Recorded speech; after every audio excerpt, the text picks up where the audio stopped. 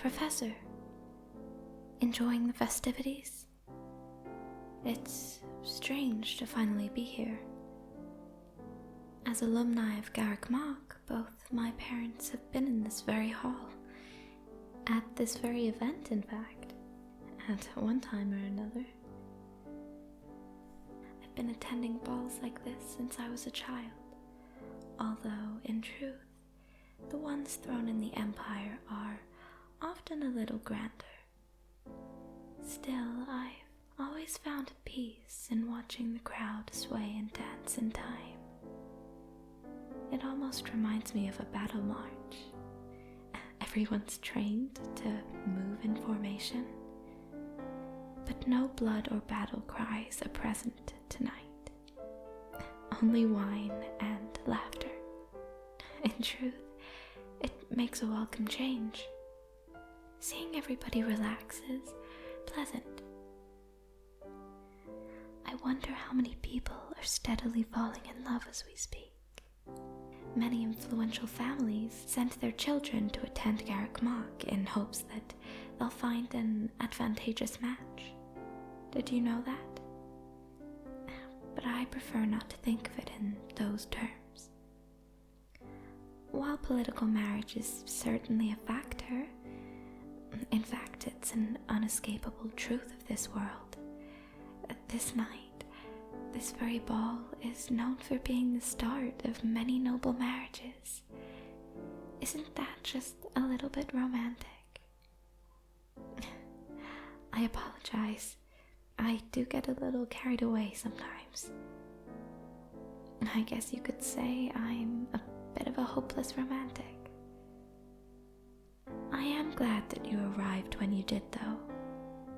I was growing tired of making small talk. My eyes keep wandering over to the little cakes on the food table. But Hubert tells me that it would be inappropriate for the gathered congregation to see the future emperor of the Adrestian Empire gorging herself on sweets. You know, Professor, my earlier comparison is more apt than I realized. For me, dances and festivities have always been a battlefield. Of course, the weapons may be different. I must use poise and wits rather than my axe. But as heir to the throne, I had many enemies hovering around me at every turn, constantly seeking weaknesses to exploit and plotting my downfall. It's different here, though. To be among friends tonight brings more comfort to me than you could know. That being said, Hubert insisted I brush up on my dancing skills in preparation for this event. As house leader, it's important to set a good example for the rest of the Black Eagle students. I always practiced hard as a child to perfect any dance routine anybody would teach me, both noble and common. I suppose it was a hobby of mine, but it wasn't merely for fun. My role requires that I always live up to or even exceed the high expectations of those around me. I suppose it's the same for you, right, Professor? We are similar in some ways. You didn't choose the life of a mercenary, did you? It's a difficult life. Not much opportunity to make friends or contemplate ambitions of your own. But it's what you were born into and what your father did before you, so you've never known anything else. I'm sorry. I can't tell if I was talking about you or myself just then, but still, it was presumptuous of me to speak for you. In all honesty, I find it very difficult to read you as I do others.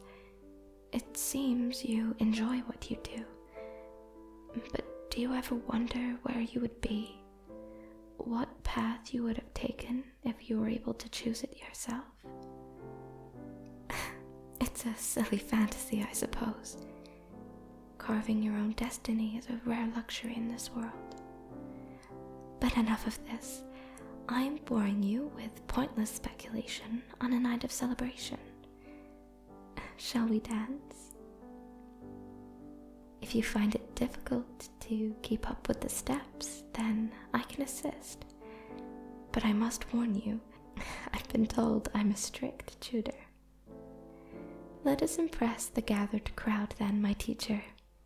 No need to worry, I shall be your guide.